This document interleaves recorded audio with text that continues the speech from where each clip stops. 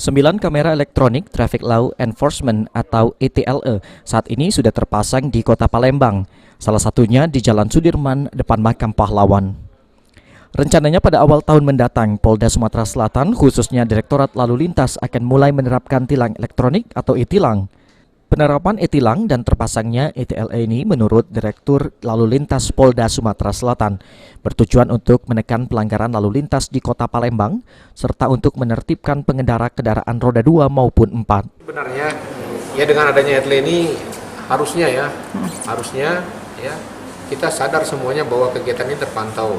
Ya, kegiatan terpantau. Nah, kemudian bagi teman-teman atau masyarakat yang masih senang untuk melanggar, ya mudah-mudahan dengan adanya ETLE ini kita bisa menekan terjadinya pelanggaran tersebut. Tapi tujuannya adalah untuk menyampaikan kepada masyarakat bahwa ketertiban tersebut sekalipun tidak diawasi oleh petugas akan terpantau oleh ETLE.